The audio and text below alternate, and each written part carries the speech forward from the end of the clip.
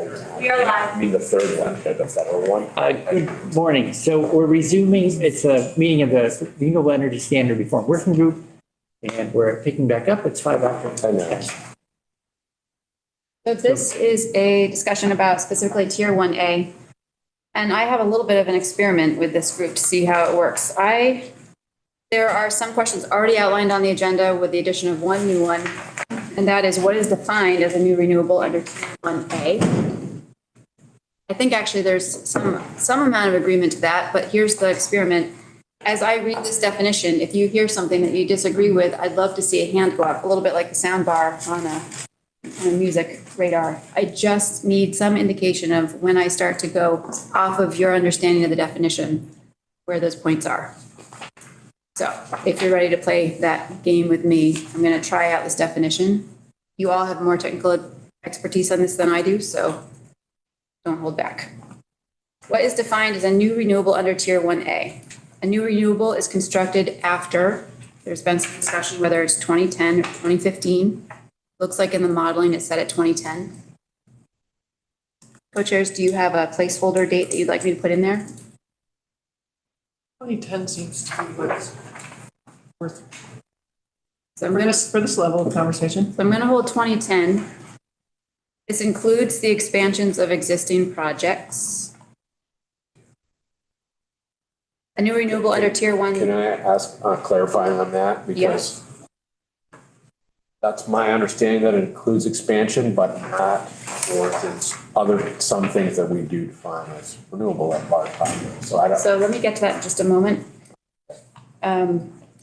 Constructed in New England or imported into New England? Is that the same as imported into ISO New England? Is imported into New England mean the same thing as imported into ISO New England? Yes. And it excludes, this definition of a new renewable under Tier 1A excludes any new large hydro that requires flooding. Chase? Through conversations that we've been having, it's become my understanding that there'd also be an exclusion of an expansion of any existing wood biomass electricity generation. So that's great. Next question. Is there anybody opposed to that? So you're saying new woody biomass, Darren? I wanted to jump in on a couple quick points, that being one of them. Just to be clear that I don't know how I see the application of something like a Tier 1A to a utility like BED that's already 100% renewable and has existing resources. I really see that for us and perhaps others, I don't want to speak for them, that it would make more sense to have something focused on load growth for us than focused on Tier 1A. So I just wanted to flag that I think there could be a different kind of construct for 100% renewable utilities rather than this construct. And within the comment that Chase just made, I think it's important to distinguish that I don't have a concern relative to electricity generation, in terms of existing wood energy. We think existing wood energy should continue to count towards Tier 1 as it does today. We're not looking for it to be included specifically in a Tier 1A or something to that effect. But I do want to note that there could be uses of existing facilities, wood energy facilities, including what we're contemplating here in Burlington for thermal purposes, which could actually include, Tier 3 implications, not Tier 1 or Tier 1A, and that those should not be excluded in any way. Those should be, those make facilities more efficient. They help reduce fossil fuel use. Those should be supported and encouraged. That would be my thought.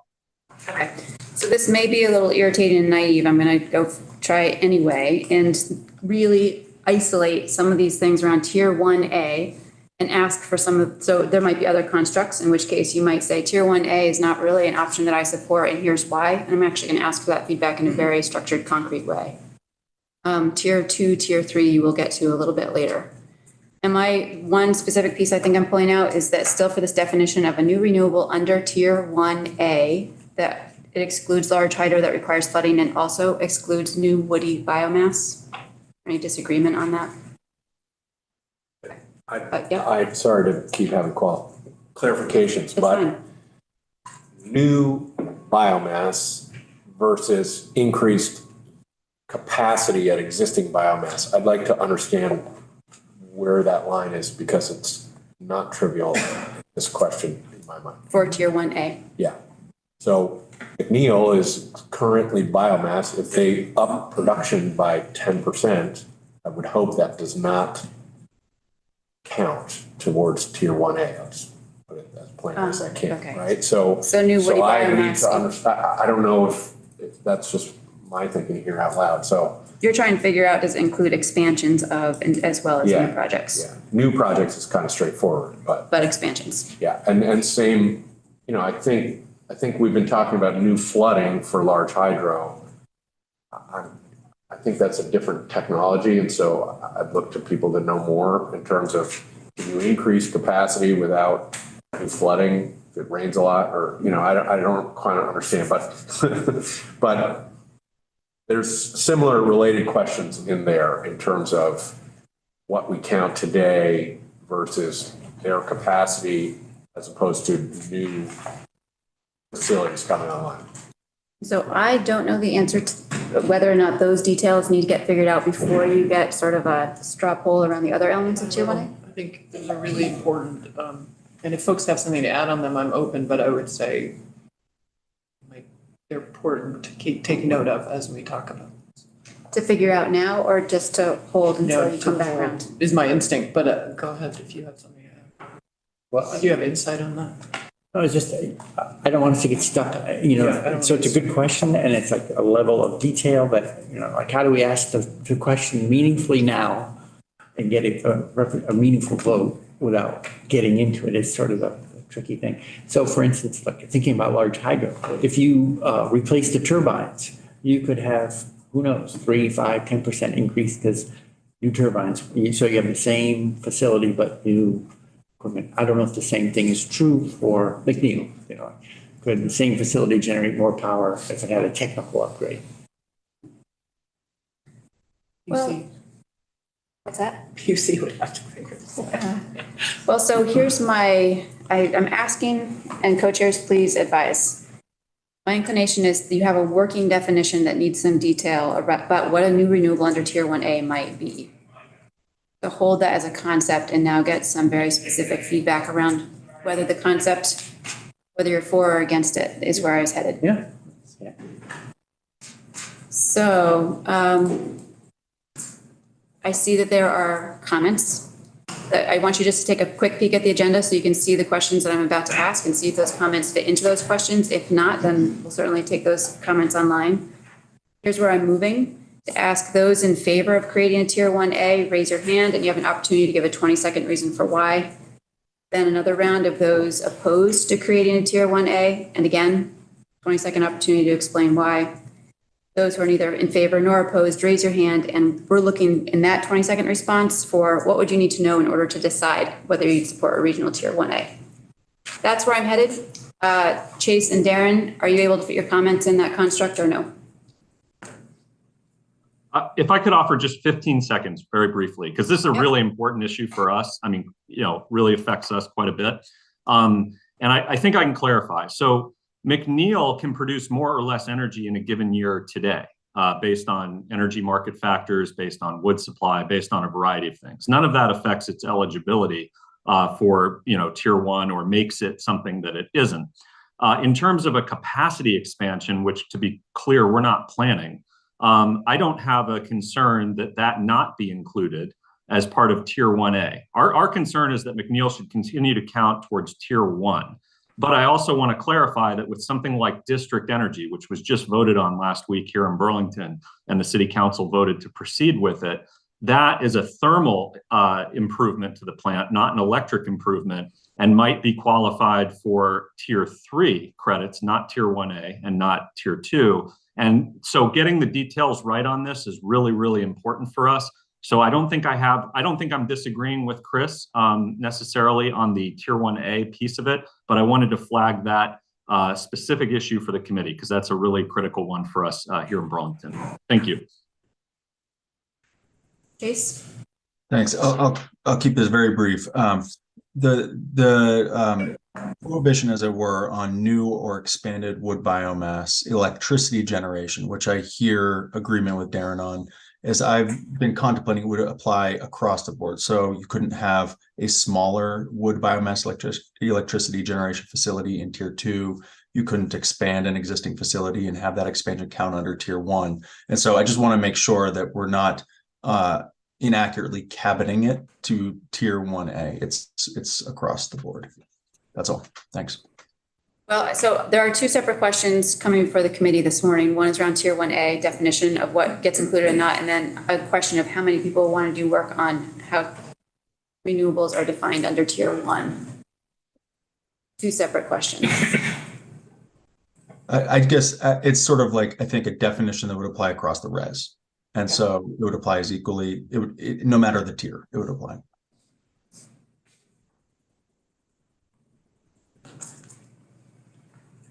Yeah, let's come back to that. It'll be built back into the end, the very last question. So, I'm sorry. oh boy. I'm not going to vote on the tier 1A question because, like Darren, I think it's more appropriate for the 100% renewable utilities to be considered as a load growth question rather than as a tier 1A. So I don't really want to weigh in on something that's going to impact my fellow utilities either way. So I'm just not letting you know why I'm not going to vote on that one. Can you say a little more about the load, what that means? Sure. So I think the question of how for the 100% renewable utilities that exist now that have exemptions from standard offer because they are 100% renewable, I think the question of how we address buying power for the load growth we now expect is how our portfolio should be addressed rather than a tier 1A that really doesn't fit into our current structure or the system under which we purchase power now.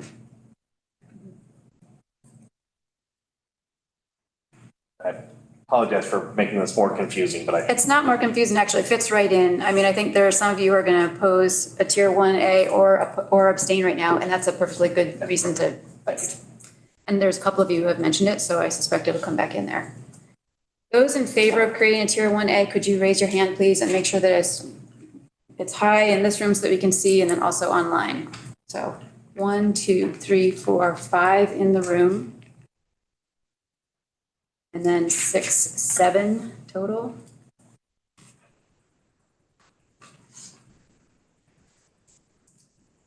Before I go to folks who are opposed, you have a 20-second opportunity to explain why you support creating a tier 1A. Anybody who'd like to take that opportunity? Yes. We think that creating a tier 1A would allow us to procure more new renewables generally. So I think it's supportive of additionality. I also think it allows for the procurement of new renewables that are not just smaller local solar. So it allows us to accomplish, getting a diversity of resources and especially larger wind projects, not necessarily in Vermont, but across the region are delivered here into New England. So I think it's an important part of how we get to operating our grid more cleanly overall. I have a clarifying though. Sure. So why would the out-of-state larger wind not be accessible under just a tier 1? Well, because under the current way that the tier 1 is structured, the costs for that wouldn't necessarily fit within the tier 1 and what's allowed to be purchased in the tier 1 definition. So we think that there needs to be a separate place for that to land within the res to allow the existing resources to continue to fill the tier 1, but to have a separate space for the newer, yeah. Do you have a question, Alex? Sorry, just follow up. Can you say a little more about why they're excluded? They're not excluded from what would be eligible for tier 1, like by a definition, but more so by price potentially in terms of what can be used before we trigger other mechanisms that are out there in the res to not have it be overly expensive. And I also think that there should be a space for the existing renewables to continue to in the contracts that are there, but to have a more specific area that focuses on the new renewables. It just seems to be a logical place to have a separate definition there. Alan, did you have a question about that? Others who are in favor of creating a tier 1A, is there anything you wanted to say about that briefly? Yep. I can say, I mean, we've said it dozens of times, so I'll be brief. This is how you reduce greenhouse gases, right? Like that, if that's a critical goal, then having new renewables come online is important. And well, I know we're getting to tier 2. Well, that's very important. Having some new renewables that are more flexible in terms of where they're coming from makes sense to us.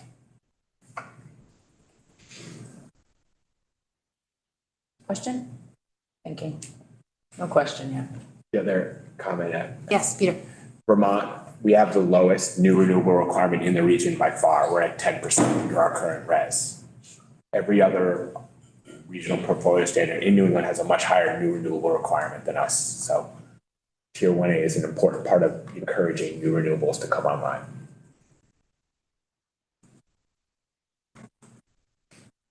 Jace. I largely agree with everything that I've heard Peter, Ben, and Candace say, and so I'll just add this one additional piece, which I think is touching on something perhaps that Candace said, but allowing regional new renewables that are larger than tier 2 can allow us to tap into the cost savings that come with larger projects. And so there's an important component here, not only, and when I say not only, I'm not trying to diminish the fact that tier 1A would in fact reduce emissions, like Peter and Ben said, but there's also an opportunity to do so in a more cost-effective way. And so I think that's an important component to raise. Preparing to shift gears now to the next question, unless there's any comments that I've ignored. Okay. Are you asking the no? Yes. Okay. So those who are opposed to creating a tier 1A, please raise your hand. Nice and high if it's in the room. So 1 in the room and 2 online, 3 total.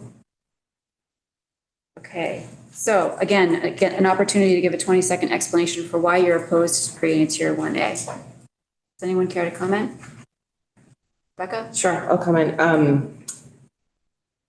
With a move to 100% renewable with tier 1, a tier 1A simply remove it. It just adds more requirements and removes some of the flexibility that allows us to get the most cost-effective and reasonable resources that are renewable. So it's really just, and because it's regional, it's really about investing basically above the ACP in renewables in the region, which is not necessarily a terrible idea, but not necessarily within our charge about serving renewable as affordably as possible. So in addition to that, a lot of the HQ power that we get wouldn't fall under 1A, and a lot of our goal is to continue to expand our connection to something that borders most of our service territory. So that's why.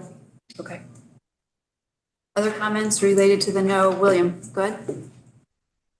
Yeah, I think similar to some of the points that Becca just made, but I think, a lot of the additionality arguments I don't think hold up, whether you look at Vermont alone or more importantly, if you look at New England as a whole, because we're not an island in this.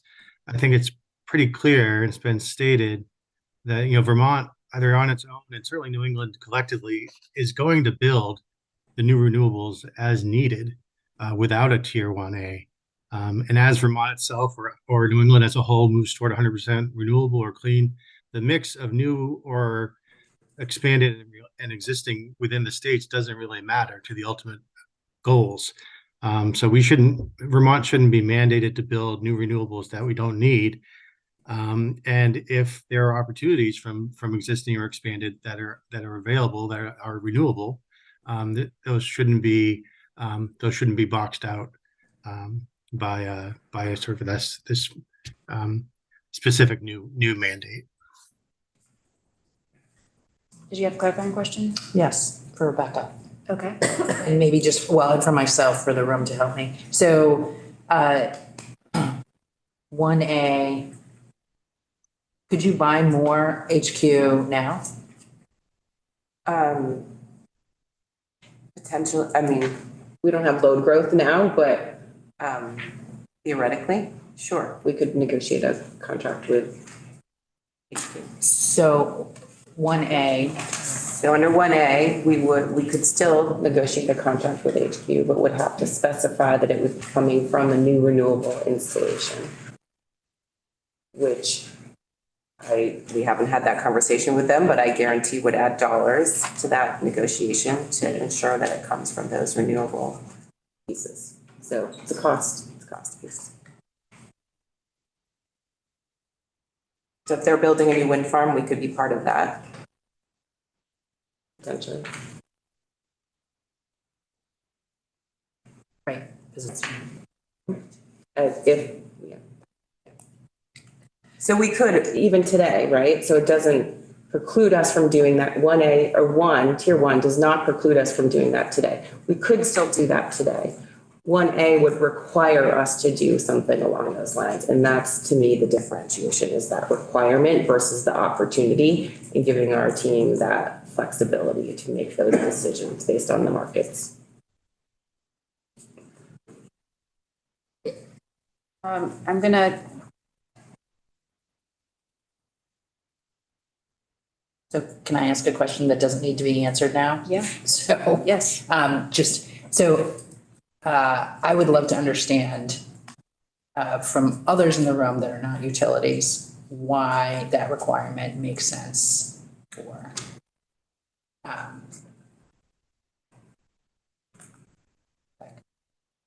not in this moment, unless somebody wants to share in this moment.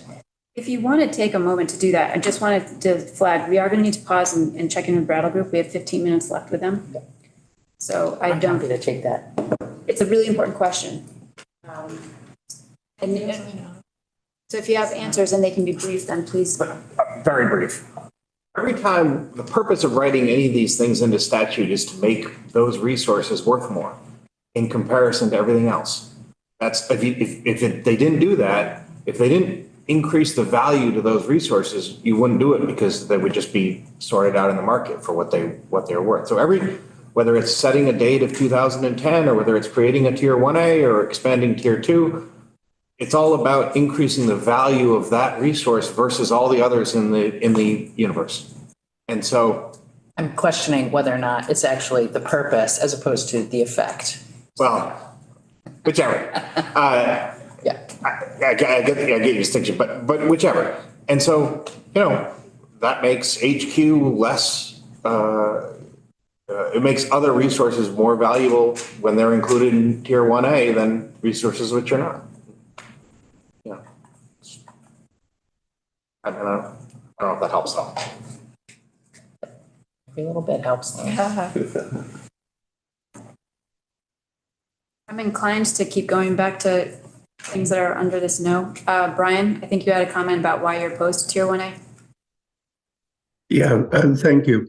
From my perspective, for an organization like Hyde Park, where we are probably one of the small, we've got a situation where, trying to administer multiple levels of a standard are going to, inhibit our ability to be responsive.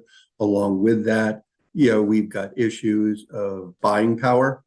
Hyde Park has no buying power in this market. Okay, it's very difficult to secure deals that are going to satisfy requirements for Hyde Park in this manner. We are doing everything that we can to encourage further net metering, and we are moving in that direction. But trying to facilitate the administration of so many multiple layers of the RES is just going to become hugely problematic for us trying to figure out how our portfolio is going to fit into those requirements. And if we start creating further differentiation, that's just going to make my entitlements have to be even that much smaller than they are today. And they're considerably small today. And like I said, the ability to buy entitlements out for our size is not practical in the market. Thank you. Fine. So I am inclined. Quick question for Brian. Yes, sure. So for Brian, for you and some of the smaller utilities, Am I misremembering that you sort of act as a consortium and buy as a group? Or are you out there doing onesie, each, Hyde Park's doing their own thing, Barton's doing their own thing? Today, Hyde Park is not affiliated with any joint action agency. We are on our own and our own independent entity. Thank you. Senator Bray, it's different. There's a specific line in the statute that allows any utility that's a VEPSA member to act in aggregate. So the 11 municipals that are part of our organization do buy together. But Stowe, Hyde Park, and Burlington are on their own. Thank you. So I invite those of you who are neither in favor nor opposed, so you abstained from putting an opinion on Tier 1A. If you can outline the question, what would you need to know in order to decide whether you support a regional Tier 1A, or you can also talk about the exploring load concepts? I'm wondering if we can do that relatively efficiently to save 10 minutes at least for Brattle. So raise your hand if you neither were in favor nor opposed. So I can get a count first, and then I'll look for comments. Just raise your hand high if you can, and online your virtual hand. So I have 2 in the room, 4 online, so 6 total. And it's a very specific question, a rationale for why you abstained, or what do you need to know in order to decide whether you support it or not? Any comments on that, Jeff? I think we want to understand the magnitude of the 1A and the changes to Tier 2 to understand the overall impact. Okay. Case mentioned that being able to procure out of state would have the opportunity to take advantage of economies of scale. I think that's attractive. But need to understand the overall picture to understand what that would do to the entire cost of a portfolio. Okay. Other comments? We need to know if it applied to us and the other 100% renewable utilities. So it's as really simple as that for us. Thanks. Yep. Others online, Darren? Agree completely with Lewis. And then we'd want clarity around the wood issue that we talked about earlier. And the issue being, how would you name it? The load? Well, if somehow there's a definition for biomass or wood that's getting kind of looped into this Tier 1A concept, then we'd want to make sure that it continues to count the way we talked about for Tier 1 and Tier 3.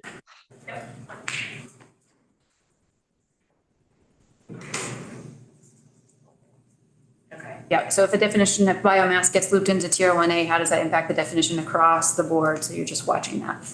Other comments? We got Shauna, I think. Hi, yes, I had raised my hand to abstain from the grid operator's perspective. Our view continues to be informed by the impact of that resource selection on system reliability. But in terms of Tier 1A, I don't think we have a specific, in favor or opposed. So just abstaining from that. Okay, and again, other comments I'm looking for. What would you need to know in order to decide whether to support a regional Tier 1A or not? Ken, are you waiting on a comment there? Yeah, thanks. I understand the desire not to get into the weeds, but I think the definition of resources that qualify for Tier 1A and Tier 2 and the interaction between them is very important for us to understand the financial impacts and what we can support or not. In particular, around the large hydro, NIPA, not so much Hydro-Quebec, but NIPA power is very important to our portfolio and something that we're mandated to take by the state. So knowing how that's handled would be helpful. Thank you. So not seeing other comments, I am making a rather abrupt shift to really use the time we've got with the Brattle Group consultants, because you did have a question from this morning. So Wanjun and Dean, if you're available. Hey, nice to see you. So we did have a question come up this morning around what impact would going to 100% renewable. What impact would that have on low-income household rates? Are you able to shed light on that?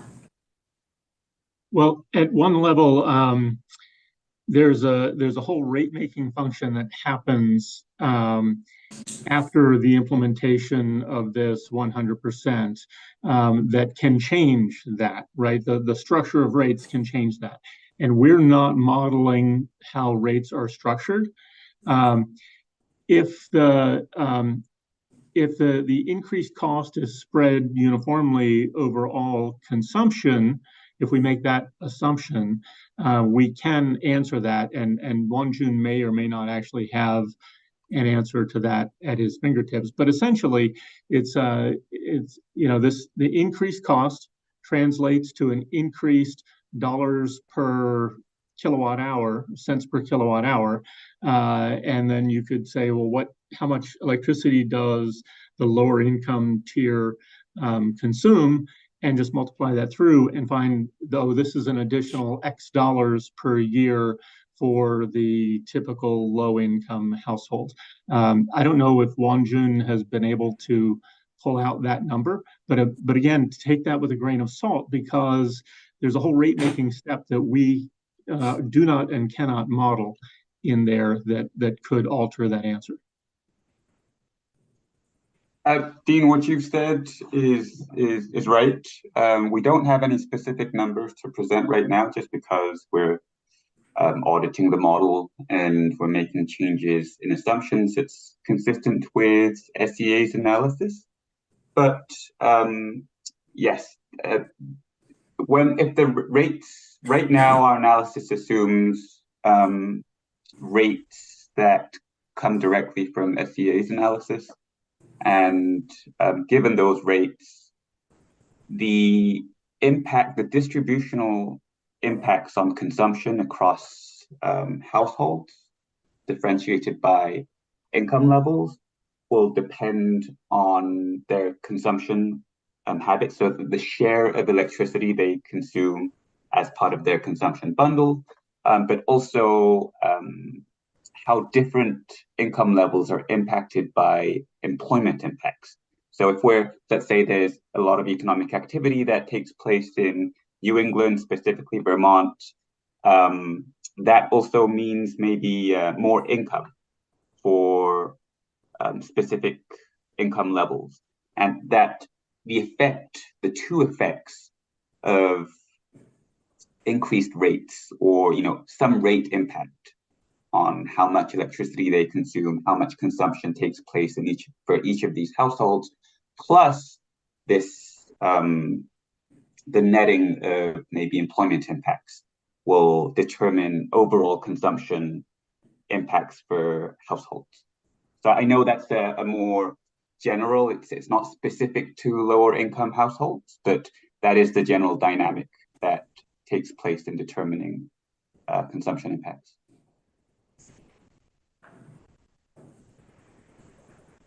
Yeah, did you have a clarifying question you wanted to ask or follow up?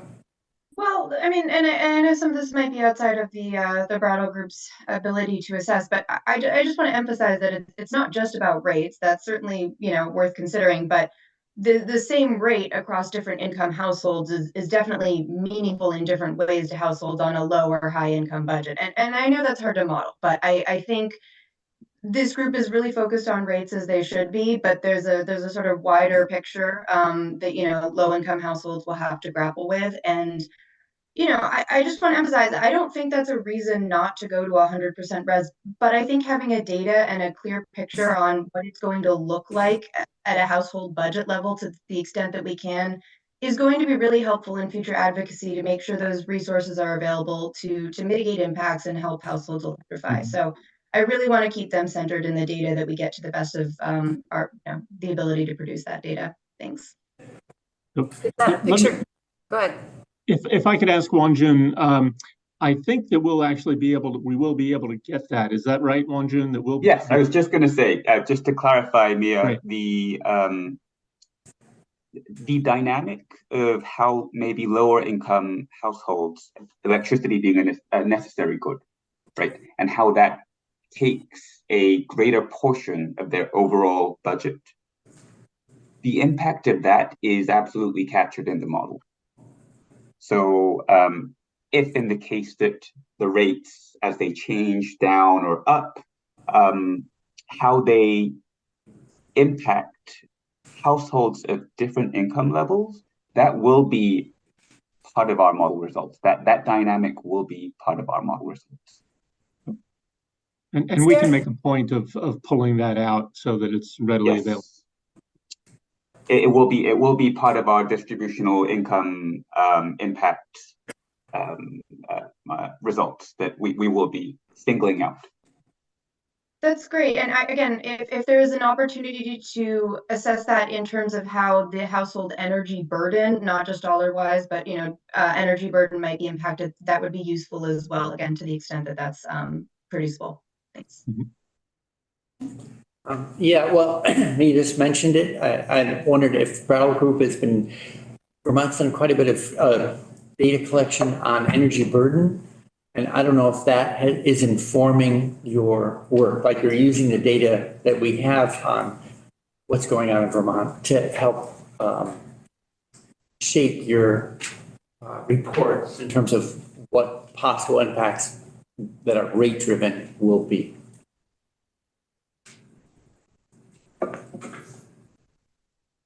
So my understanding, correct me, Wonjun, that we're using federal level and perhaps state level data, but probably not the same data that you're asking about, although it's probably data that reflects the same underlying reality, in that we are using data on the income by the income tranches, the levels of income in Vermont by those tranches, how those different income tranches spend their income, what kinds of goods they spend it on. I believe all of that is captured in the data that feeds our model. That's correct. And presumably that is the same information that's captured in the data set that you're referring to, and so I would expect those to be consistent with one another. But I don't think we're using directly what you're referring to, and I'm not immediately familiar with it. Thank you. So I know our time with you is short, Brattle Group. There was a question about the impact on rates if moving any requirements from 2032 to 2030. I don't know if you have a estimate on that impact or can qualify it all. I believe that would be a question for SCA. They would have to recalculate their impacts based on the earlier trajectory. And then the last question is just anticipated time frame for when you think. I mean, I know that's always sort of a moving target, but when you think the results will be available.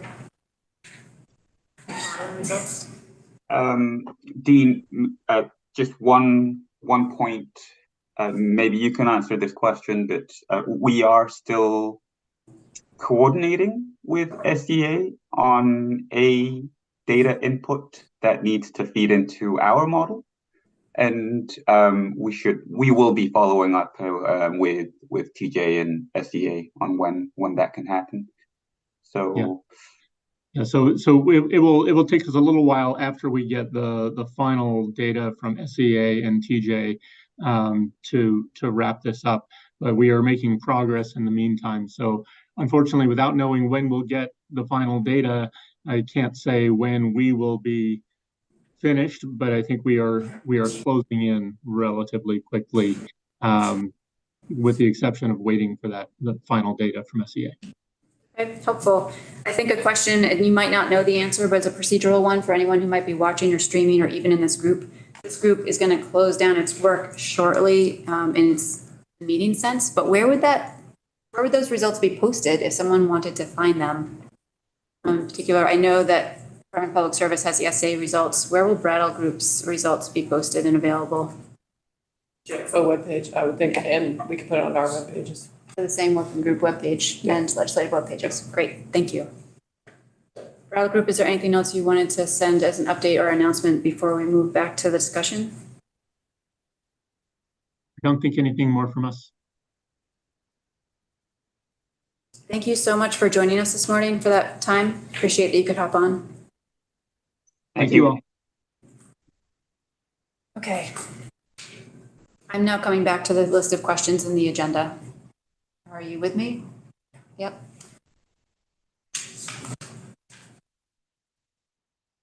Oh, this feels like such a detailed question when I think what a lot of you have been saying is that tier 1A, you really want to be considering it in concert with all the other tier 2, tier 3 changes that you might be thinking about. Still, knowing you're thinking on this might be helpful even in the conceptual stage. So the question is, if there was to be a tier 1 requirement, what percentage would you propose? Tier 1A. Tier 1A. Thank you, Peter. That's critical. If there was to be a tier 1A requirement, what percentage would you propose? Really, those of you who are thinking, yes, supporting this, you have a percentage that's anchored in your imagination, it might be helpful to outline it.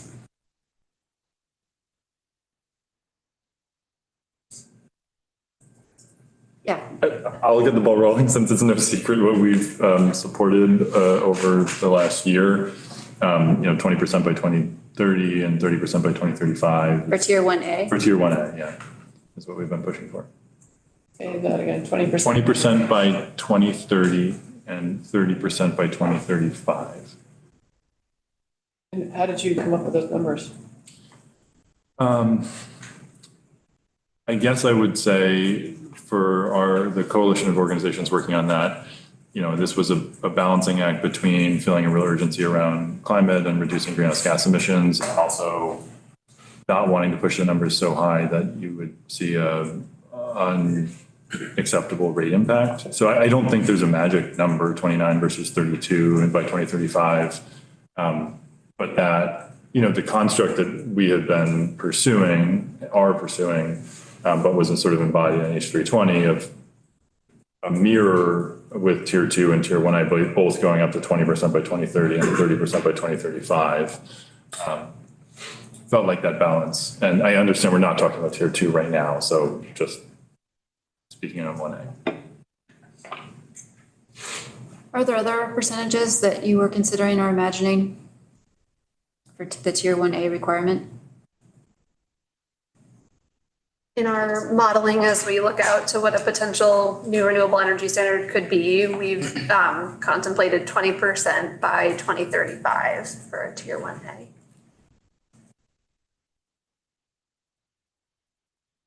And your reasoning behind that, or how you arrived at it?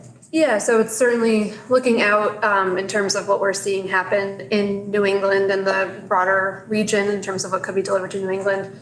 Looking to see how new renewable energy supply, especially offshore wind, when that could show up and be available to our customers in a cost-effective way, but also still push for and signal some strong additionality in terms of what we're looking for new renewables. So it's trying to balance what we're seeing as potential resources and their availability, and also still show a substantial increase in new renewables. TJ, what did yours assume? Modeling. We had a whole range of options, on one end being the proposal that Ben just described of 30% regional tier 1A by 2035, and on the other end, actually not having a regional tier or having it be lower. And so the model shows a range of options. Can I just add a couple of quick things in terms of our sort of the why that you asked about, Representative Sheldon. The other couple of things I'd say is, one, to Candace's point, sort of the availability. We've been seeing offshore wind slow down a little bit relative to folks' projections, but not certainly by any stretch go away. There's a project being built off the coast of Massachusetts right now, and one that is happening very soon in Connecticut has its permits. Those are spoken for, but it's, I think, an indication that is actually a technology that will be growing. And then we just saw Hydro-Quebec put out a plan that has 10,000 megawatts more wind in particular, setting aside any plans they have on hydro, which it's enough to power Vermont 5 or 6 times over. So there are going to be resources available. The other thing that I think is actually really important, we haven't talked about in a while in this room, is the Inflation Reduction Act and why getting a lot going by 2030, 2032, instead of waiting longer for the higher numbers. The Inflation Reduction Act has the full investment and production tax credits available through 2032. And then they ramp down pretty quickly after that and are gone by 2035. So to the extent that we're investing in renewables in Vermont, especially, but generally speaking, this would drive the cost down. If those projects are being built by 2032, they will have access to a lot of federal money that they won't have in the out years. Thank you. Ken? Thanks. I think there's a lot of assumptions being made as to what's going to happen built into that 20 or 30% number. Assuming offshore wind's going to happen, I'm hearing the opposite. I'm hearing pricing is up 50% for folks trying to renegotiate contracts. I met with FERC commissioners 2 weeks ago, and they laughed at me when I mentioned offshore wind in New England, and that was going to be built. So I think there's differing opinions. I also question the IRA. I mean, to the point Rebecca made earlier, flexibility is key. If the IRA or the IAJ make these projects cheaper and they're economical, the utilities will buy into them in their planning process. But mandating that we buy something that's going to displace generation we already have in our portfolios just makes it more complex and increase costs.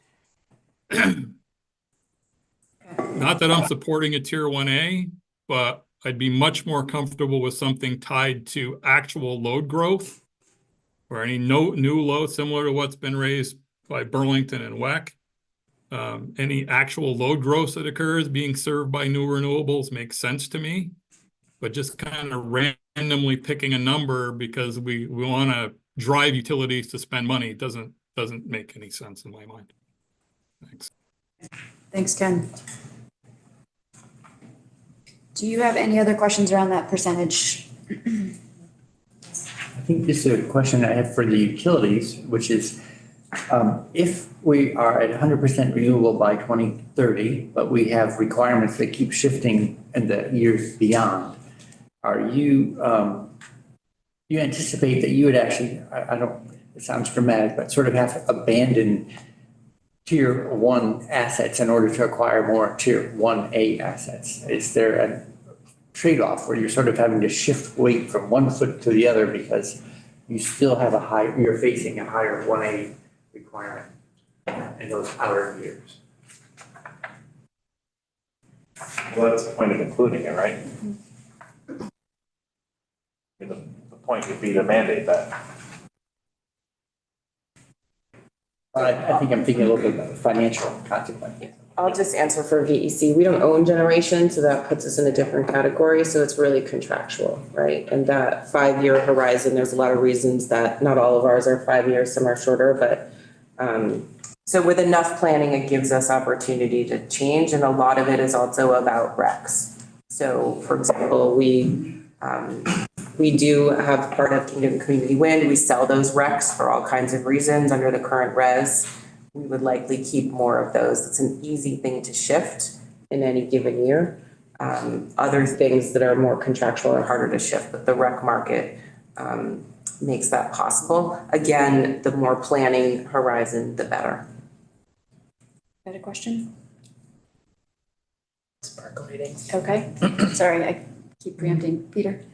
If I can take a minute to comment, I mean, we've been hearing, throughout this working group process about, projections into the future of renewables. And, doing a little research into that, it turns out it's really hard to predict how it's going to go in the renewable energy market. And so I have a couple examples, and I can get these slides out to folks, but just hearing what Ken said about the unpredictability of offshore wind, nobody knows what's going to happen in the future. So let me just give 2 quick examples. In 2019, the Department of Public Service referenced a forecast in Senate Finance that couldn't even look 4 years into the future on solar. 4 years, they could not look. The Department of that testimony cited ISO New England forecast saying Maine would have 100 megawatts of solar by 2026. By 2023, Maine had over 782 megawatts of solar. Okay? The Department of Public Service testimony said Rhode Island had about 300 megawatts of solar. By the middle of 23, Rhode Island had 721 megawatts of solar. That was 4 years into the future that we were not able to look. So when we hear the doom and gloom forecast of renewables, I think there is, historically is really, it's really not been that accurate. And I also have more national, we did some digging around at Rev. 2022 peer-reviewed study of 2,905 global projections of solar. Again, global, so it's not maybe super relevant to Vermont, but it does paint a picture. Experts projected average cost decreases of deploying solar was 2%, 2.5% a year. The actual cost of deploying solar was 15%. This is from over 2,900 studies, and I can email you all of this. And even the Department of Energy missed on 80% of their projections.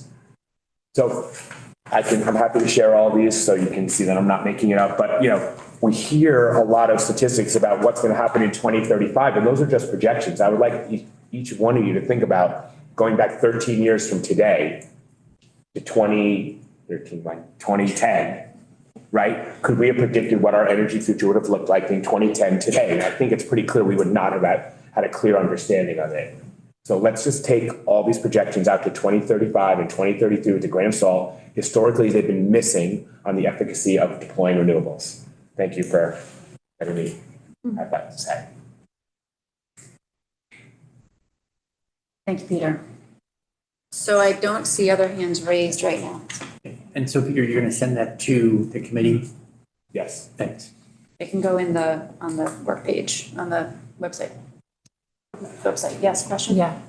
I just have one more comment around this tier 1A of simply that, to the point of our current new renewable requirements are 10%, right? So if you move tier 1A even to 10%, you're already doubling the new renewable requirements, and we'll get into tier 2, but if you double that to 20%, now you're tripling the new renewable requirements. And so I think that if we do end up moving forward with a tier 1A, there is, as GMP noted, we're going to have to procure some new renewables anyway. So some of this is just about preserving that flexibility, to your point of like, we know these things are coming, but when and how and the speed, I think, is about both the growth and the renewables is unpredictable. So that's why preserving that flexibility is so important.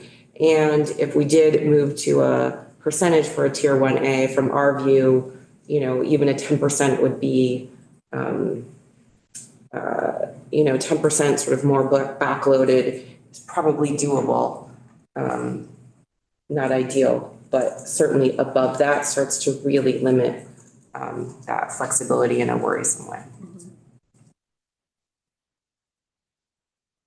So my question was actually for Rebecca, and I think she started to answer it here, but how do we preserve flexibility? So I heard you just say backloading. So if we were to move forward with something like this, what would you, like in an ideal world, we would do it in what way that would mitigate your concerns and provide the optimal flexibility for you?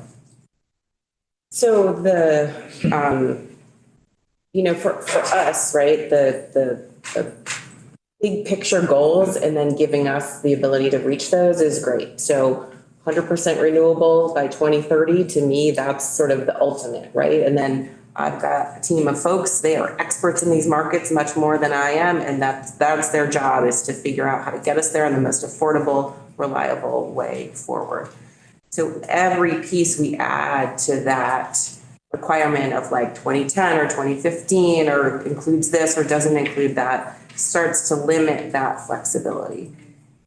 I appreciate that those constraints are being added in the interest of additionality, in the interest of, we saw from the SEA, right, that we're adding cost for the greater climate good impact, right? So those carbon and societal benefits. And so it's the balance, I think. I don't know if that perfectly answered your question, but our push is always on the least constrained goals. That's what we do, is to procure that and to just keep those goals as flexible and high level as we can. And as far, not so far out that it doesn't feel achievable, but enough that it within a planning horizon around some of this infrastructure development and contract development, we have the ability to make that happen. I just want to throw this out there. I'm intrigued by Ken's idea of doing this on a load growth basis. I mean, I've been advocating for that for those that are 100% renewable now, but I wonder if there's a way to do it on a load growth basis that might have some logical connection, right? Go to 100% renewable portfolio and have a load growth requirement of some kind. I don't know, just throwing that out there. Okay, so in answer to your question about different ways to achieve flexibility, there was backloading, there's timeframes, holding the planning horizon in view, big picture goals with as much flexibility as possible. I think what you're talking about there is not loading in new requirements on all these different tiers, but choosing where those levels are and where they're lifted and where they're imposed, and then potentially shifting to a load growth basis concept. Noted. Thank you. Thanks for the question. I'm still feeling the pressure of time with this group because I know there are other questions you wanted to put out there. Right, this is a quick question. I will take discussion to the extent the co-chairs wish it before we go to a break. A show of hands, who wishes to consider changes to the definition of resources that qualify for Tier 1?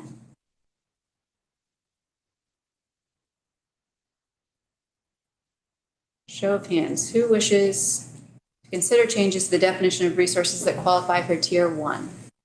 Raise your hand if you're in the room. If you're online, virtual hand works well. Just raise them nice and high. Folks online, there's only one person in the room so far raising their hand. 2 online, so that's 3 total. 4? No.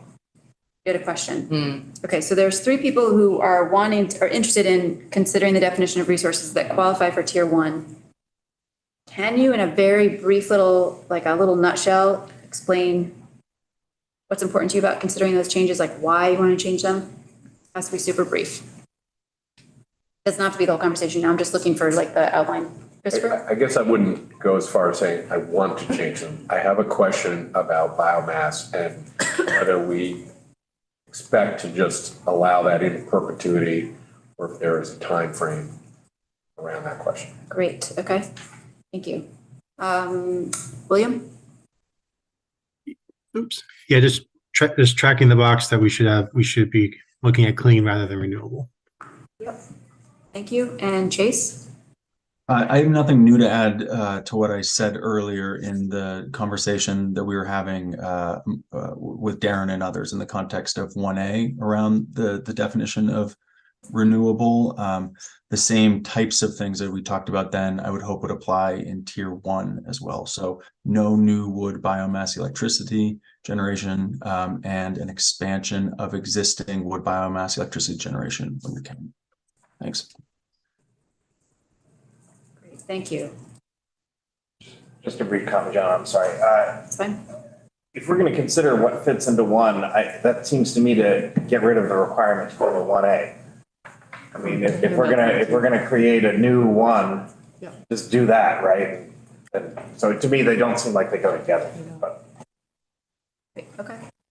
Can I speak to that? Yes. I think for me, it's helpful to think about this as a little bit of like nesting dolls, right? Like 1 is total renewable energy. That is how it's defined in law. It is inclusive of all of Tier 2.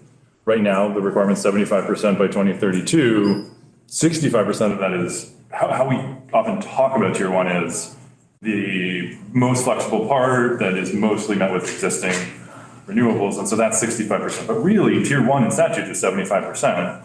And so what we're talking about now is Tier 1 would be 100 at some future date. And then maybe we have a 1A, which is sort of a little bit more restrictive, fairly flexible, but is about new. And then you have, as under that, like Tier 2 is also new renewable, but it's only smaller stuff in Vermont. And so it's a little bit more restrictive still. So Tier 1A and Tier 2 are things that help add up to the total. And then there's some amount outside of those 2 tiers that is the most flexible stuff that is often sort of shorthanded to mean or as Tier 1, like existing. But Tier 1 really means total. I don't know. I hope that's helpful. Okay. I'm actually going to add it to this list of how to preserve flexibility as a question, but I wonder, co-chairs, here's the timing, the reality of timing.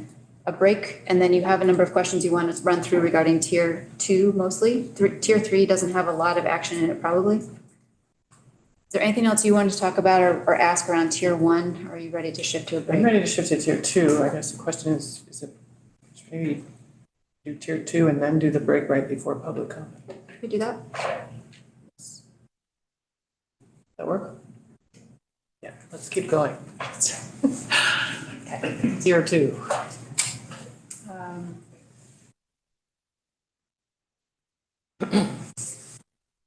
Okay. So, yes, question? So I just want to confirm that with 3 people wanting to look at the definitions, we are not looking at the definitions. I don't know that that's been determined. I think you got a source of information. Is Yeah, that? just a point of data. I mean, I think we can.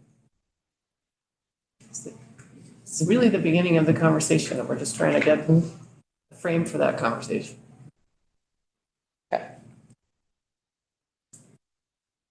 Straw polls, both the magic and the folly of a straw poll. So it's got the certainty that you might want, but you do start to narrow down what you're talking about. I'm shifting to tier 2 if you're ready to do that. Okay. Helen, could you review what the suggested change is? Sure. So currently in statute, tier 2, which is distributed renewable energy generation, it currently in statute is 10% in 2032. So the proposal would be to move to 20% in 2032. And so again, this will relate to a change in the rate of increase. Currently in statute, it is 0.6% increase every year. And so it would need to increase to something around 1.5% every year. And distributed generation, as we've already talked about today, is defined as new renewable under 5 megawatts directly connected to a distribution system or one of the utilities and or net metering. And the suggestion here is no change to that definition. Correct. I'm going to stick to the questions here in the interest of time, and we'll see where the discussion then takes you. Straw poll followed by brief discussion as needed. Should the distributed renewable energy tier 2 requirement increase to 20%? Those who are in favor of that, yes, increase to 20%, please raise your hand in the room and online. And keep them raised till I get a count. 1, 2, 3, 4, 5, 6 in the room and 2 online, so 8 total for yes. Those opposed to, you can put your hands down, those opposed to increasing from 10% in 2032 to 20%. Those opposed to that change, please raise your hand. I have 2 online, 3 online. Any in the room? No one is raising their hand in the room. 3 people online. And just to make sure that I've got my math correct, how many of you did not vote either way? I didn't, but I would like to amend that to supporting it, sorry. Interesting. Okay, so 9 yes, 3 no. And now I'd love to see a show of hands online and in the room if you did not vote on that question. 1 person in the room, 2 people online. Okay. 3 abstained. 4th, raise your hand. Can you raise your hand again if you abstained online? There's 1 in the room, 3 on hand online. Okay, 4. Great, thanks. Okay, all hands down. Are you wanting to hear what's behind people's votes? Yeah. Yeah. I'm going to leave it open. What I'm going to ask you to do is, if you have a comment, raise your hand and just please state how you voted, yes, opposed, or abstain. And very briefly, your rationale. Jeff? So I voted to abstain, and again, similar to the discussion on 1A, I wanted to understand the complete picture of how it all fits together. We're a very small campus, 670 acres. Our goal is to put as much solar on our campus as we can. We'd like to be able to count all of that towards tier 2, but even maximizing that, we think that maybe comes out to 8 to 10% of our load. And so anything beyond that are contracts, we'd have to go contract beyond that. So I think overall, we're looking to see how the two pieces fit together, the 1A and the 2. Okay. Comments online. I'll go Ken, William, and then in the room, Rebecca. Ken? Thanks. So I voted no. Basically, I'd be okay with 20%, but this vote was coupled with the definition of what qualifies staying the same. On my comments earlier about tier 1, I think some changes to tier 2 to allow other resources in should be added here for equity. And I've said right along, I think the hydro facilities that the municipal utilities have invested in for 100 years ought to count toward tier 2 to keep them online and running. So if the 20% was coupled with a definition change, my vote would be different. Okay. William? So voted no, distributed generation can have value or the mix of a portfolio in terms of optimizing reliability and affordability, but it's a case by case basis in terms of what the right mix is by utility. And the utilities have the incentive to pursue distributed generation that fits their needs. So there really shouldn't be any percentage requirement. The utilities should be able to make the mix that makes the sense. And I asked a question earlier in this process too, is like, what's the rationale for forcing utilities to invest in more distributed generation than they actually need? So it's an issue of unnecessary cost increases and other issues. Rebecca? Yeah, so thinking about, I think moving to 20% is doable, and thinking about the desire to support Vermont and also additionality. I would prefer a tier 2 addition to new renewables than a tier 1 addition to new renewables. I would also say, and I know we will get into this because it's very important to us, is that a tier 2 increase would need to be paired with some changes to the cost of net metering. Because right now, most of our tier 2 is filled by net metering, not all, but a lot, and it's exorbitantly expensive. So those two things are an important partnership for us.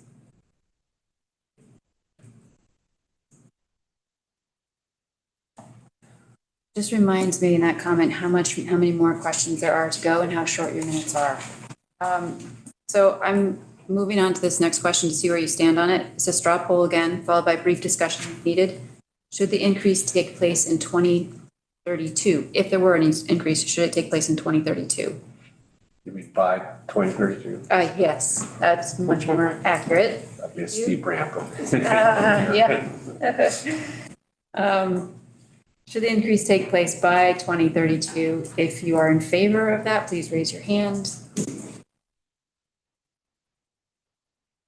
We'll go through the same thing. Yes, in favor, no, and then abstain. Keep your hands raised till I can get a count in the room. I see 1, 2, 3, 4, 5, 6. And online 1, so that's 7, 8. That's 8. Yes. Hands down. Now for the no's, who does not believe that the increase should take place by 2032? Raise your hand if you don't agree with that. Negative. Raise your hand if you don't believe that the increase should take place by 2032. I don't see any vote. One vote? Well, no, I'm just, if your goal was that it would happen by 2030, then it would have happened by 2032. So I'm wondering if there's another version of this question. Would you like to see tier 2 go to 20 by 2030? See where we are. There might be. I mean, you can ask that question. Let me get through, see how many of you abstained. Raise your hand if you just didn't answer this question. 1 in the room. 6, 7, 8, 9, 10, 11. Wait, 1, 2, 3, 4, 5, 6, 7. 7 total? Did not vote. Senator Bray, is there a different question you wanted to ask? Well, just in sort of keeping things, the dates lined up, the main thrust of what we're talking about is vision by 2030. And so to have a 2032 target out there feels just a little slightly orphaned, and was imagining we might align those dates and have that tier 2 also be 2030. Okay, let's take another round of votes. It's the same. I'm going to ask, should this increase take place by 2030? If yes, please raise your hand to see if it changes votes at all. In the room, I see 1, 2, 3 in the room, 2 online, that's 5 total. Yes, so some of you dropped off. How about no? You put all your hands down. Those of you who would not agree that the increase should take place by 2030, raise your hand. 2 in the room. And 1 online, that's 3. 3 no's. And how many people abstained? 2 in the room. Who's 3? Lois? 3 and 5, so that's 8 abstained.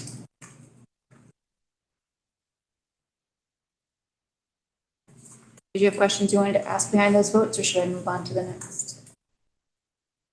Yeah, if people have like a lightning round for those who were a yes on 32 and a no on 30, that would be helpful just to see what Why'd you is change? triggering that. Yeah. It's just simply more time, and, you know, our projections show it's easier to get there within by 2032, which is what we're, you know, it's doubling the 2032. Agreed. Can I have a quick comment? I abstained. I think just to clarify, it doesn't seem inconsistent to me, Senator Bray, that you would get there to 100% under tier 1, would shift out of tier 1 into tier 2 subsequent 2 years. So there is a concept, but I was involved in this as a senator in 2019, 2020, and shifting to tier 2 was absolutely the most controversial part of this. And so my question, to see broad support of tier 2 doubling, I'm fascinated, and I'd love to ask maybe the utilities, what's going on? What's shifted in the last few years? I mean, I would have thought that was really the hard question. So I'm just very curious and intrigued. And maybe it's informative, because after all, that's a lifetime in utility planning. But going back 3-4 years, that tier 2 question was, you know, chasing me out of many rooms. So curious. It's a fair question. Brian, were you going to answer it? Not to Chris's point, but to the earlier one. For me, I abstained in the 32 question, and I voted no on the 30 question because of the fact I just don't believe that we should be accelerating legislative requirements that were previously set. Okay. And, you know, back to Chris's question, if there's any comments on this, what changed that 20% is more easily palatable? I mean, just to Peter's point, solar has gotten much more cost effective. I think there's capacity for more solar in Vermont. The idea of 30% is petrified. I think that's probably more solar than we can host, and that's sort of the sweet spot. And I think that's our opportunity. That's where we're headed. I would also just add to that too. I think there's been a willingness to talk about looking at net metering in general, and maybe not all the way, but some way, right? Which I think also helps us get to that 20% number and feel like we're in a much better place than we might have been a few years ago. Thanks. Dan, did you have an answer to that question? Yeah, 2 points. I agree on the comment about net metering. I think the willingness to look at the pricing there changes the position a little bit. But I also say I wouldn't agree that all utilities have changed their position. I think the larger utilities with more area to look for locations for solar are more open. It's much more difficult in the small municipals where they have a tight service territory. So I don't think they've moved as far as the larger utilities would have.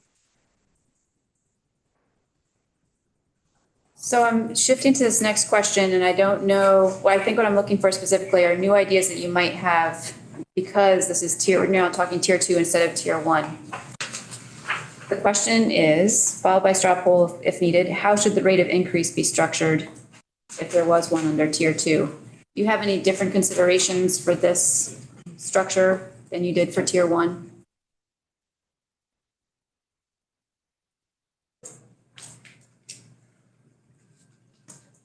Do you have a specific question about it? Just confirming that was kind of backloaded.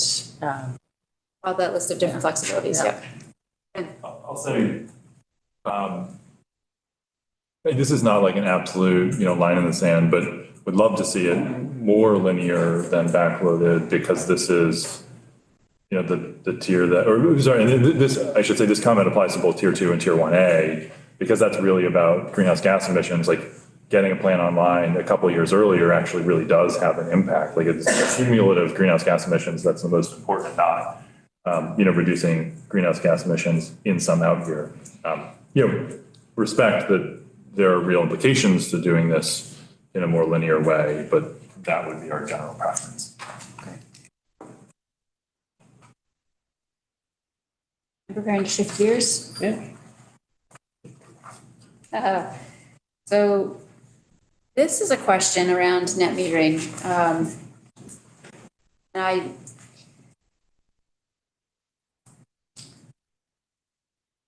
it's so complex and my knowledge is so superficial, but here's what I'll offer as a starting point. The discussion is what specific changes should be made to the net metering program?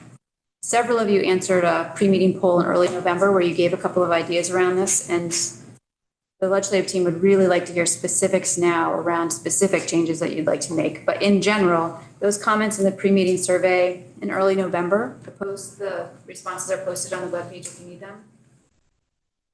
I would say that not all of you participated in that survey, but there were several mentions of the need for net metering reform and with an interest towards adjusting the compensation arrangement to avoid the inequitable cost shifts to ratepayers, specifically the shift between non-metering customers to non-net metering customers. The only specifics that I could see with my untrained eye in that list were things like adjust net metering subsidies. Don't know if that's the same as also adjusting net metering compensation to a rate that matches actual avoided costs. Specific to the renewable energy standard, one of you mentioned a note that net metered RECs must be retired in tier 2. That requirement means that the RES is reinforcing inequity and shifted costs among customers. And a fourth piece was consider net metering projects serving, I think it's low to moderate income households, including multifamily affordable housing, included as a preferred site. The reason I offer that summary is because I don't want to repeat those same tracks in the interest of time, but I think your interest is figuring out what specific proposals do people have in mind for how the RES can impact or perform net metering. Pithiness really matters here in some ways because I think it's not a debate as much about the values behind all of these pieces as in what proposals are you wanting to get articulated. Sure, I'll go. This is obviously of incredible importance to Washington Electric Co-op. We have something like 44% of our peak load is out there in net nameplate capacity net meter. So we're certainly one of the highest in the country in terms of net meter penetration and corresponding cost shift. Something like 10% of our members are close to it or net metering now. So the problem with that is there's a financial one for us, but and a cost shift one that disproportionately impacts low income members in our territory. But another problem with it is when you're choosing which renewables to go with, net metering is far more expensive than other renewable sources. And when you do that, you're raising rates, raising costs for renewable energy and disincentivizing people from using electricity for heating and fuel and transportation. So that's my issue. That's the question. And I would suggest that the PUC set a statewide avoided cost rate that formed the basis for the net metering rate. That is net metering has a value to utilities for sure. That power is worth a lot to us. And it's also worth a lot to us because it avoids transmission costs, system upgrades, other things. So I would say direct the PUC to set a rate for net metering, statewide net metering rate for ease that is based on actual avoided costs. The actual value of that power to the utilities. And you can do it on a statewide basis. That would obviously treat some utilities better than others. We would probably be in the losers in that end from going to a statewide rate, but I think it would make things simpler. I mean, compared to the other utilities, but we would still reduce the net metering costs to us. So are the hands that are raised, are those in reaction to Lewis, or are they different? Yes, it is a clarifying, I have a Yep. clarifying question. Go ahead. The PUC does have its, I think it's every other year they tweak net metering. Are they precluded from doing what you're suggesting? That might be a question that TJ could answer better than I could, or maybe Ellen. There are other factors that go into their consideration of net metering rates beyond just avoided costs, but TJ or Ellen could probably give you a better answer than that. I'll say the PUC has chosen not to take it up. The department proposed to the PUC essentially just that, a more time, a compensation rate based on the time of the generation of net metering and the value at that time. And the PUC declined to take it up, so that we think they can. Okay, Rebecca and then Representative Sibilia, go ahead.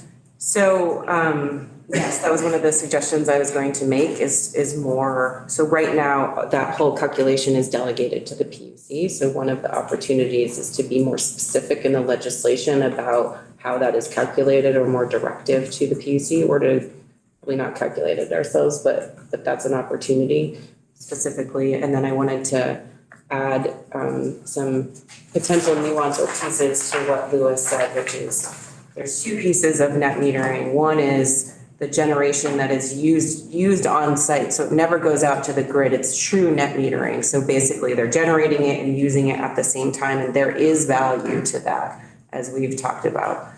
The challenge we have is the excess generation. So basically at the time that net metering array becomes a generator and pushes out to the grid and is generating electricity used by other people in the system, and the cost around that excess generation and how much that costs compared to, for example, the cost that SEA was putting into their proposal for what solar would cost right now. It's depending on the year, 14.6 or 16.6%. You can see how that's very different than the 10.5 cents that we put into the SEA model. So that's the nuance piece I wanted to add, is specifically focusing on that excess generation piece is important. Representative Sibilia and then Peter. So quick question for Ellen, but I think Rebecca just answered it. So we can direct the PUC to develop this, right? I'm not up on the net metering statute, so yes, I think you drafted it, so you can amend it, but I'm not familiar with the details of how it currently works. I think we can direct the PUC. And then my second is, I guess, a question for a comment / question for Louis and Rebecca in particular. I am extremely concerned about the rate of hardening of the grid and your resources to do that. And net metering is one of the places that I think it's really important that we get very sharp pencils here for that reliability issue as we are facing the effects of climate change. So I really appreciate the specificity that you're in. And if what you're saying is not enough, please continue to be really explicit about this. We need those grids hardened. We need you to have the investment to harden those grids. So I appreciate the specificity that you've been offering. Thank you. Got a comment, unless this is directly related? It's on net metering and compensation, but I can go wherever it fits in. Peter, and then we'll come back. Just want to put out there that H320, the Environmental Groups Coalition, our bill, we did propose to eliminate off-site net metering, group net metering, which utilities have mentioned to us is often not located in places that's useful and it's very expensive power. It's not really the intent of net metering, which was to help individuals use behind the meter power. So that was one thing that's out there, and we still stand behind that. Other than that, when we get into a discussion, net metering, it is a very successful program, to Louis's point, and before we start tinkering with it, we should really be sure we understand all the implications of that. I mean, we don't have a lot of time left in this room together. So the idea of trying to get to an understanding of the changing net metering, which has been around for a while. I'm not even sure we'd have the time. Of course, I understand the concerns that Rebecca and Lewis have raised, like I get it, but it's gonna, have a big impact on Vermont's renewable energy future. So I'd like us to really make sure we understand what we're doing before we start, peeling back that onion. Senator Bray? So it's a bigger conversation, but I'd like to, at some point, come back to the whole, the compensation to utilities is not just based on the rate they pay, but there's also charges, and there's non-bypassable charges that didn't used to be available to utilities. So there's another revenue stream to support. I don't know what the differential is for those who are in net metering versus those who aren't, and how that, if it improves on the cost shift or has no real impact on it. But so there's that. And then the other piece is, as we talk about a tier 1A, for instance, if we're going to withdraw an opportunity in one place, are we advancing it another? So it ends up being those who might lament a decrease in net metering might say, well, but there is a compensatory new stream coming up, and it's 1A or whatever it turned out to be. I think there are 2 comments online, and brevity is important, so I'm looking for new content specific proposals on net metering. Ken, and then Mia. Thanks. I just want to highlight, not often that Peter and I agree, but the 500 kW group net metering located away from load, I don't believe does a whole lot to harden the grid, as Representative Stabilia was talking about. And it actually can create issues, and it is very expensive. And I'd also, to answer Senator Bray's comment, I'd like to note a difference between the generation of the net metering that's used on site by a load and the excess generation they're putting back onto the system. The non-bypassable charge is associated with the on-site usage. When utilities are having to pay net metering rates for the excess power put on the grid, that's a pretty significant cost increase and cost shift. Thanks. So I'm gonna, if there's discussion on any of these, it would need to happen before you carry them forward. So again, my call right now is for specific proposals that haven't been stated yet around changes you might consider around, changes to the net metering program. It all need to be discussed. There aren't decisions being made yet. But to get the ideas out before we need to move on, pressure is on the clock. So we've got Mia and Chris in the room, and then Brian. Just adding some concerns about the possibility of limiting offsite net metering. I want to be able to preserve solutions for people who don't have homes that are suitable for on-site net metering. This is extremely important for affordable housing, where we're encouraging development in dense downtowns, especially for environmentally friendly reasons. And those housing developers are trying to offset the load, and some of that has been in the form of offsite community net metered projects. So I just want to think that this shouldn't be a one-size-fits-all approach and potentially disadvantage certain groups. Thanks. Thanks, Mia. Chris, you're up. I'm not advocating this necessarily, but if there is an appetite to look at shifting net metering to more of the avoided cost, then I think you have to pair that with typically removing the caps, because once you're sort of more at a cost standard, there's no reason in the world that I can imagine where municipalities, as an example, shouldn't be building solar to deal with school buildings and public buildings. And we've sort of had that cap because of this cost structure.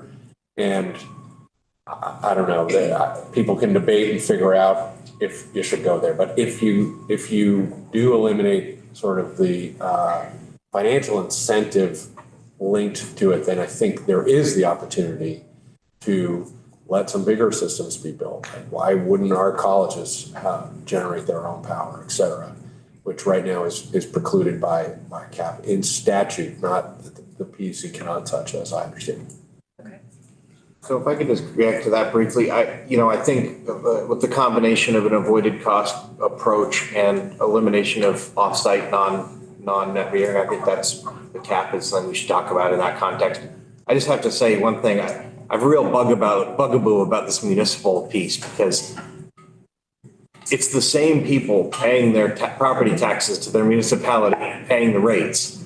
All you're doing is hiding the cost of their electricity in the rates of all the taxpayers and carving off some to go to pay for the developer, rather than having them pay it through the electric rate. So. Yeah, Louis, I'm so sorry to interrupt there. Yeah. But because I know there's other Thanks. content Yeah. here, and I really just trying to discourage discussion of the ideas and really just get the new ideas out there very concretely, and we are absolutely running out of time. Sorry about that. Thank you. So we have Brian, I see Chase that you put your hand up, and also Rebecca, and then I'm gonna call it. Brian, go ahead. Yeah, very brief. I just am very reluctant to change the successful program net metering because one reason is it favors solar on built environment, on rooftops and parking, and that's a benefit. Thank you. Chase? I just wanted to actually echo what Mia said a moment ago about the potential for community scale solar benefiting in particular low and moderate income folks. And so it would be a shame to throw the baby out with the bathwater, especially when we are, I believe, everyone's really keenly focused on making Vermont affordable and livable for the most energy burdened communities. So I just wanted to say that, and generally agree too with Brian about incentivizing construction where it can be most useful. I think that the topic of net metering is a big one. It's a thorny one. Given the stage of where we're at in conversations, I tend to also agree with Peter that this could be a tricky nut to crack at this stage of the game. Yeah, something that you're all echoing, that hasty decisions aren't always the wisest. And so to be careful to approach with care and more time than you have in this moment. So there's Senator Bray. No, I was gonna say, I don't know that we have time for break and public comment. If you have, but let me 12 people. let me think out loud for a minute. Rebecca? How many people do you have? I'm sorry. Oh, Rebecca, I totally went past your comment. Thank you for the reminder. Go ahead. I was just going to add a couple ideas onto your thing. So I agree with Chris that if we figure out the cost structure, we don't have to care about size. And on the flip side of that, if the cost structure is too tricky, the size of allowable arrays is also another way to get at net metering costs by reducing the allowable size. Or so sort of the flip of what you said, I agree those things are related. A second piece I would say is that one of the structures that has been in place about early, very high compensation for net metering was that after 10 years, those incentives go away and it reduces to the current. And so I think it's an interesting structure to think about what does a 10-year shift potentially look like as we think about what some of the implementation of some of these things, so that there is still a time period for incentivizing development, but then also a shift to ongoing affordability at some point in time. So I wanted to get that idea on. And then the last piece, which is just a nit, but since I have the floor, is the early arrays. There was no incentive for them to assign the RECs to the utility, and the PUC has ruled that they can't change their minds about that. And so it's sort of like this in-state solar that doesn't count at all, even though we're paying very high amounts for it. So I think that would be to build some incentive to have them be able to, one, change their minds, and two, have an incentive to assign those RECs to the utility to count towards tier 2. I'm done, thank you. Thank you, and I'm sorry for overlooking. I think Senator Bray is getting a count on public comment. And I don't know if there's others in the room. Tier 3, you had I'm going to run through these last two questions because it's going to give your legislative team some information between this meeting and next. So there won't be any discussion here, but I do have a straw poll around. Do you agree with the assessment that Tier 3 reforms are not necessary at this time? The reason that hypothesis is out there is because it was discussed, I think, in week 5 that it seemed the general sentiment, Tier 3 is working well, might make sense to wait a bit before making changes to see what kind of impacts the clean heat standard would have. That sentiment we never really talked about again as a group. So Proposal is not to make changes to tier 3. Do you agree with that assessment? If yes, please raise your hand. Raise them nice and high so I can figure out in the room. 1, 2, 3, 4, 5, 6, 7 in the room. 7 in the room. And 3 online, so that's 10 yes. If you do not agree with that assessment, if you think that tier 3 reform changes are necessary at this time, please raise your hand. 1 in the room, 2 online, so that's 3. And if you abstained, please raise your hand. 1 online, none in the room. Okay, thank you. We do have another working group meeting with which to discuss some of these changes, but the time is out for this meeting, but thank you for at least the straw poll. Co-chairs, would you like to move to public comment? It leaves one question unasked around the overall res goals. I think we should ask it. So let's do it. All right. So this is a very general category, amendments to existing goals that reference climate change, reduction of greenhouse gases, resiliency, and anything else that the working group wants to update. Should the goals of the res established in 30 ESA 8001, am I saying that right, Ellen? Should they be amended? Raise your hand if yes. Goals. 1 in the room, any online? Okay, how about no? Raise your hand if no, the goals of the res should not be amended, at least at this time. Okay. 0 no's, and how about abstaining? Those of you who abstain from this, answering this question, just so I can see if I actually have the audio. 1, 2, 3, 4, 5, 6, 7, 8. Laura, did you vote yes? 9, 10, 11, 12, 13. There's a rest. 13. only vote, Madam Chair. You know, that means you and I get to change the goals. There you go. Okay. Thank you all. So at this point, the business that was posted on the agenda has come to public comment. There won't be time for a break, I don't believe. No. I don't know how many people are in the room from last week. We have 4. So thanks so much. We're moving to public comment. We have 4 folks in the room from the Greenway Institute who'd like to speak today. Is that correct? And if so, why don't you come up as a group to the table? Sorry, we don't have 4 chairs quite. Maybe we'll get 4 chairs by the time you get there. And then we'll go to folks who are online. And just as a heads up to those who are online, I'll be calling personally Catherine Bach. So for you all, we're always time constrained. We apologize that if you have longer remarks you'd like to share with us, please do so in writing, and we make sure they go into the record and everyone gets them. And if you can aim for approximately, I hate to say this out loud, but a minute each, we'll jump right in and go. So, get away. Hello? If you could introduce yourself to the record, thanks. Hello, my name is Jazz Gonzalez, and I'm a mechanical engineering student currently studying at Greenway Institute in Montpelier. After speaking with legislative representatives and discussing policy restraints with businesses, including Greenbacker Power, to make this standard effective, it needs to be an incentive that drives companies and communities to make a move towards net zero and depollution.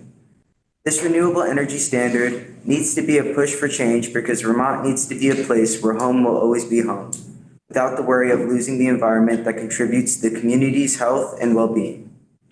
We do this by pushing for an incentive to install solar energy, wind energy, and many other different forms of renewable energy. As it stands right now, wind energy is put to an ultimate standstill. So the question that needs to be asked is why progress is being halted and not made.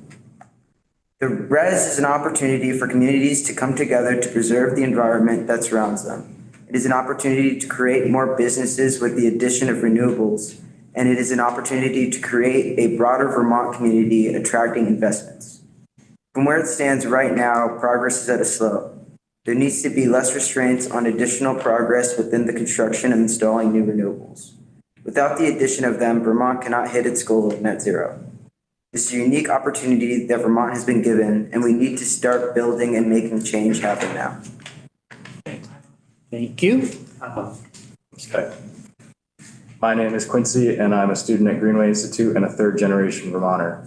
My biggest concern is seeing Vermont's renewable energy production hindered by the not in my backyardism or NIMBYism of the generations who came before me and who still hold the power to make a change.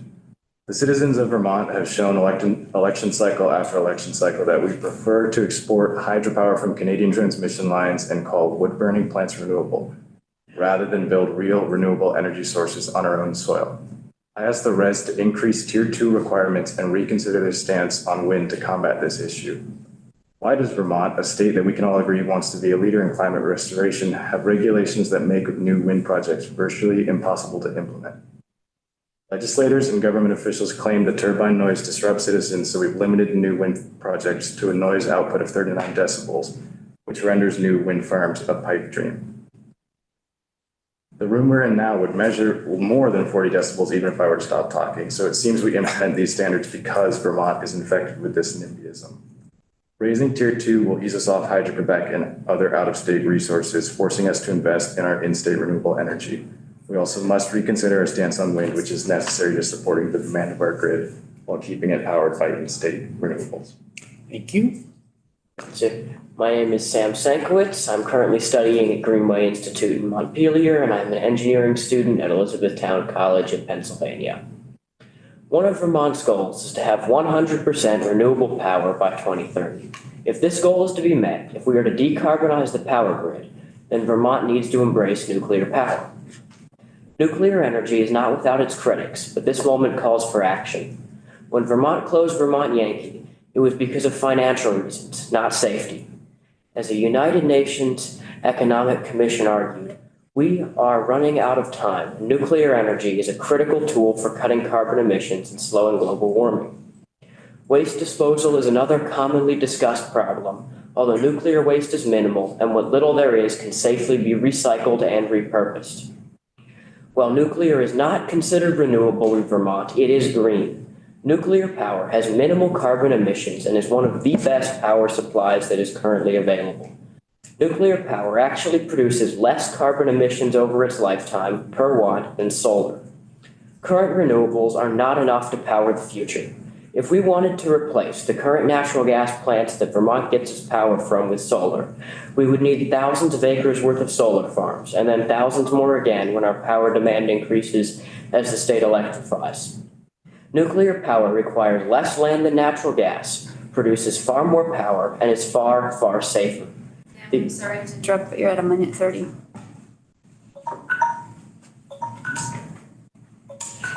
Sorry. My name is William Slade. I'm a mechanical engineering student from Greenway Institute. RES is giving us an opportunity to create an environment that promotes sustainable energy, such as wind and solar. However, it must not be understated how important energy storage is for these energy sources. Investments in batteries, hydrogen storage, and other storage systems need to be considered. These systems are not inherently separate from renewable generations, but are necessary for them. When the wind doesn't blow and the sun is not shining bright in the sky, power must still flow. To keep the lights on in our towns and provide energy solutions for rural communities, these storage systems must be included within the RES. Vermont has an opportunity to become a leader in renewable energy through the RES. We must utilize renewable energy to its full potential, not only to power homes and businesses, but to create jobs and communities. The devastation of climate change is here, destroying homes and businesses. We must act. The future of the environment and generations long after us depends on what we do today. To promote wind and solar, new energy storage must be built along with them.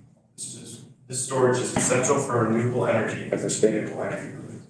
I encourage you to see RES as a foundation for our future and a catalyst for bringing renewables back into the market. Thank you. Thank you. Thank you all for coming in. Sorry that we are short on time. I do want to say that you can submit your testimony for a written comment. It's always awkward to have to cut off the time, and especially if you've been sitting here attentive for so long. So thank you. Yeah, thank you for coming in. Appreciate it. Right. So we're going to go to our online guests and starting with Richard Evers, please.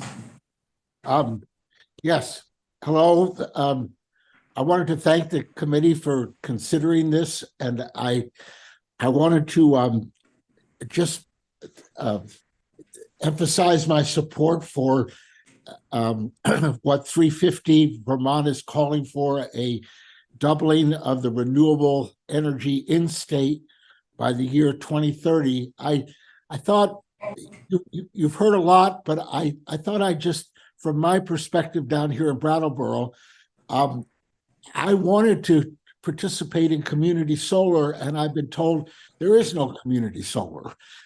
There's no way to buy. I can't put a collector on top of my roof, but it's too expensive. But I wanted to join in with others in community solar, and I can't do that. And so I was hoping that the state could pass some legislation that would make it easier or give support for projects that would enable community solar so that people like me could participate. So I hope you increase the renewable energy standards that 350 is calling for. Thank you very much. Thank you. Next is Cynthia Shells, and then it'll be Hannah Morgan. She's not online. Cynthia's not here. Okay, so we'll go to Hannah, please.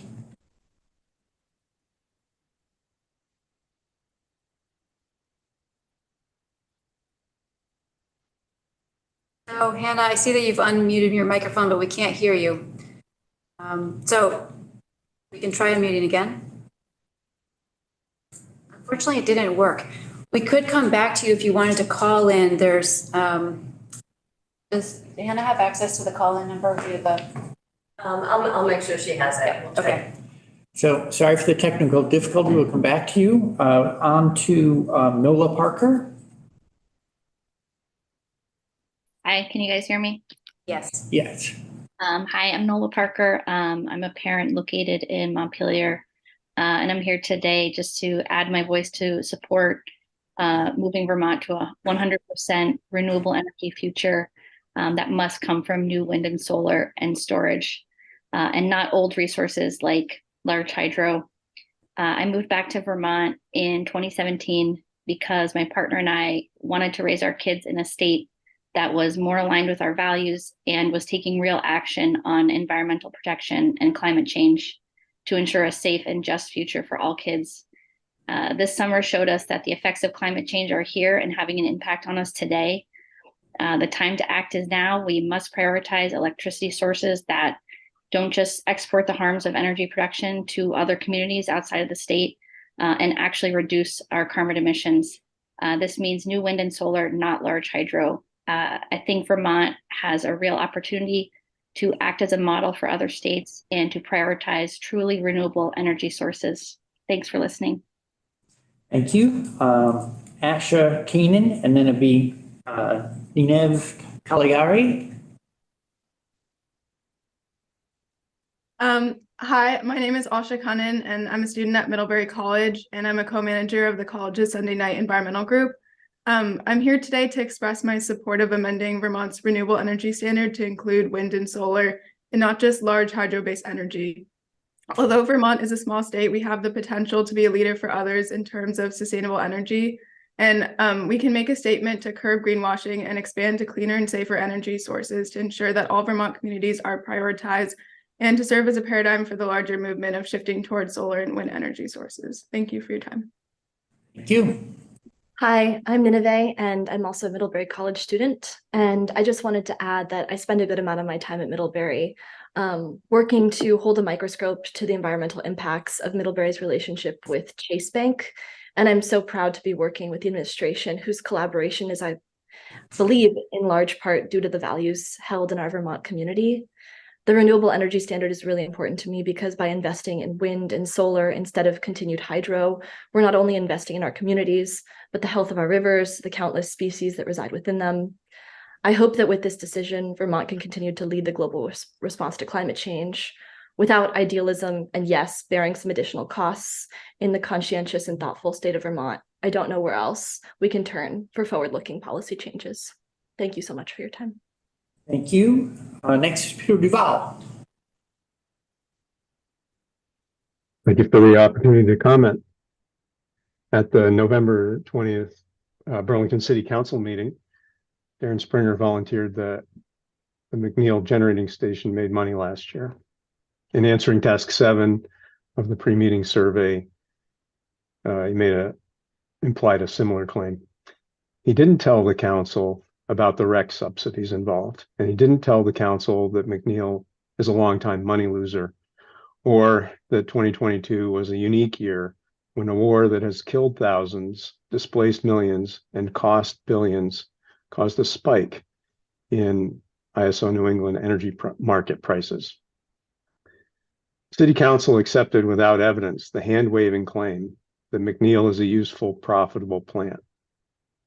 The working group should be more diligent than that. Please pretend we live in Missouri long enough to demand that Burlington Electric produce the cash flow history for the plant for inspection. It's time for Mr. Springer to show his cards and to show us the money. Thank you. Thank you. Next is Jennifer DeLong, and then we'll be back to Hannah. Hello, you can hear me? Yes. My name is Jennifer Deloney, and I'm a resident of St. Albans. I work full-time as the Offshore Wind Communications Director at the Environmental League of Massachusetts, and my primary role is to lead communications for the New England for Offshore Wind Coalition, of which Vermont Natural Resources Council is a member. There is no disputing that offshore wind projects on the East Coast have experienced rising supply costs this year, and that is affecting project viability as planned. However, I caution this group against discounting offshore wind as a passing fad. The industry is responding to the challenges, and offshore wind developers are pivoting too. We will see higher costs from the projects that rebid into the offshore wind solicitations now open in Connecticut, Rhode Island, and Massachusetts, totaling 6,000 megawatts, but they will not be the highest we've seen already in the pipeline. The original bids for the projects that canceled their utility contracts were surprisingly low at the time they were selected, so we are seeing reality set in now. I also caution this group from failing to give offshore wind its due consideration at any point in your planning process, and ensuring Vermont has a place at the table as the offshore wind industry grows. I'm available always to members of this working group to answer any questions about offshore wind in New England. Thank you for your time. Thank you. Now back to Hannah Morgan.